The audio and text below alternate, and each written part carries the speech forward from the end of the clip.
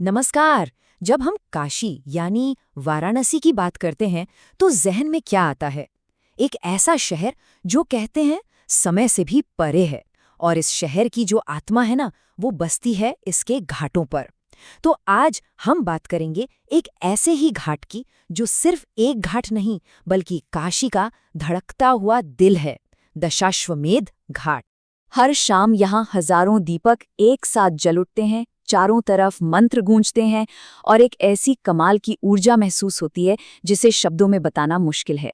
पर कभी सोचा है कि इस आरती में ऐसा क्या है जो दुनिया भर के लोगों को खींच लाता है? और इस घाट का ये नाम दशाश्वमेध, इसका मतलब क्या है? इसके पीछे कौन सी कहानी छिपी है? तो चलिए आज इसी रहस्य से पर्दा उठाते हैं। देखिए, काशी में 80 से ज्यादा घाट हैं। हर घाट की अपनी एक कहानी है, अपना एक महत्व है। जैसे मणिकर्णिका घाट जो हमें जीवन के अंतिम सत्य यानी मृत्यु की याद दिलाता है।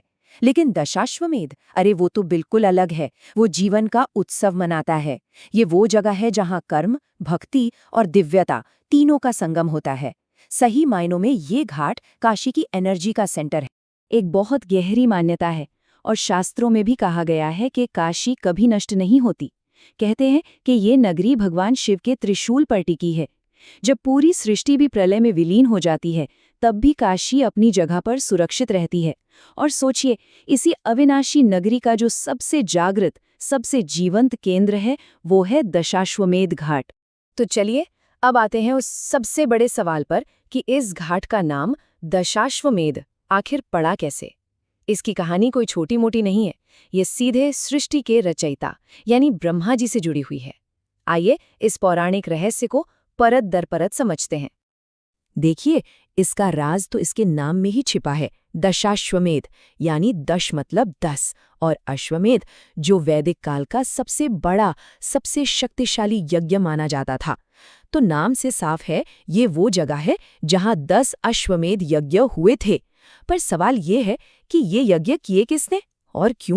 पौराणिक कथाओं के अनुसार जब ब्रह्मा जी ने सृष्टि की रचना की तो वो पृथ्वी पर एक सबसे पवित्र स्थान बनाना चाहते थे। उनकी खोज काशी पर आकर खत्म हुई। वो चाहते थे कि भगवान शिव हमेशा हमेशा के लिए यहीं निवास करें। और बस इसी महान उद्देश्य के लिए भगवान शिव को प्रसन्न करने और इस धरती को देवभूमि बनाने के लिए उन्होंने यहाँ एक नहीं, दो नहीं, बल्कि पूरे 10 अश्वमेध यज्ञ किए।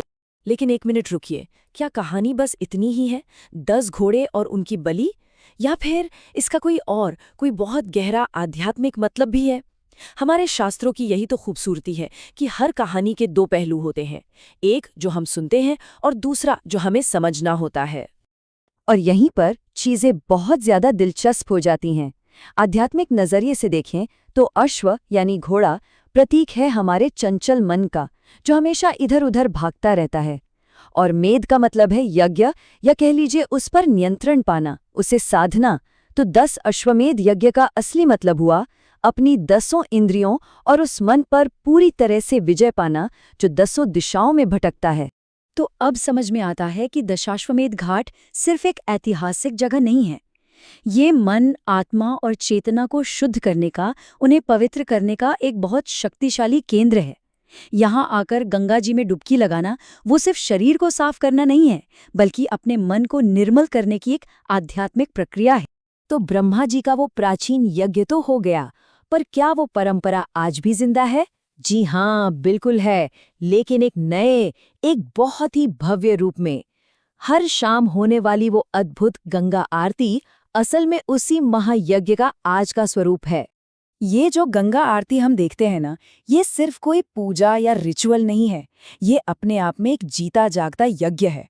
वैदिक मंत्रों का वो पाठ, शंख की वो गूंजती हुई ध्वनि, बड़े बड़े दीपों से होती अग्नि की पूजा और वो धूप, दीप, पुष्प, ये सब मिलकर एक ऐसी दिव्य ऊर्जा पैदा करते हैं जो पूरे माहौल को शुद्ध कर देती है। और ऐसी मान्यता है कि उस वक्त सभी देवता भी अदृश्य रूप में वहां मौजूद होते हैं। तो इस पूरी कहानी का, इस इतिहास का, इस आध्यात्म का सार क्या है? मतलब ये घाट हमें असल में सिखाना क्या चाहता है? इसका जो शाश्वत संदेश है वो क्या है? तो यहाँ की सबसे महत्वपूर्ण सीख ये है कि जीवन में कर्म करने से कोई नहीं बच सकता, ये तो करना ही पड़ेगा। लेकिन ये घाट हमें एक रास्ता दिखाता है। ये सिखाता है कि हम अपने कर्मों में अगर भक्ति और श्रद्धा को जोड़ दें तो वो कर्म शुद्ध हो जाते हैं।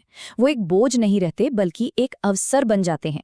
यहाँ गंगा में लगाई एक डुबकी हो या शाम की आरती में सिर्फ शामिल हो जाना, ये सब हमारे कर्म को भक्ति से जोड़ने का एक तरीका है। और ये जो एक लाइन है ना, ये मानो पूरे दशाश्वमेध घाट की आत्मा को एक वाक्य में समेट देती है कि जब कोई भी काम पूरी श्रद्धा और सच्चे दिल से किया जाए तो वो सिर्फ एक काम नहीं रहता, बल्कि वो मुक्ति की तरफ, मोक्ष की तरफ बढ़ाया गया पहला कदम बन जाता है। यही दशाश्वमेध का सबसे बड़ा और अंतिम संदेश है। तो चलिए फटाफट से एक बार देख लेते हैं कि आज हमने क्या क्या समझा। पहला, दशाश्वमेध का मतलब है ब्रह्मा जी के 10 अश्वमेध यज्ञ। दूसरा, इसका गहरा आध्यात्मिक मतलब है अपने चंचल मन की 10 दिशाओं पर विजय पाना। तीसरा, आज की जो भव्य गंगा आरती है वो उसी प्राचीन यज्ञ का आधुनिक रूप है।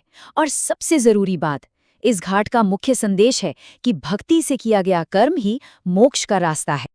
अगर आपको ये वीडियो यूजफुल लगी हो तो target with Amit YouTube channel को सब्सक्राइब जरूर करें। ऐसी ही इजी और डिटेल्ड वीडियोस के लिए बेल आइकन दबाना ना भूलें।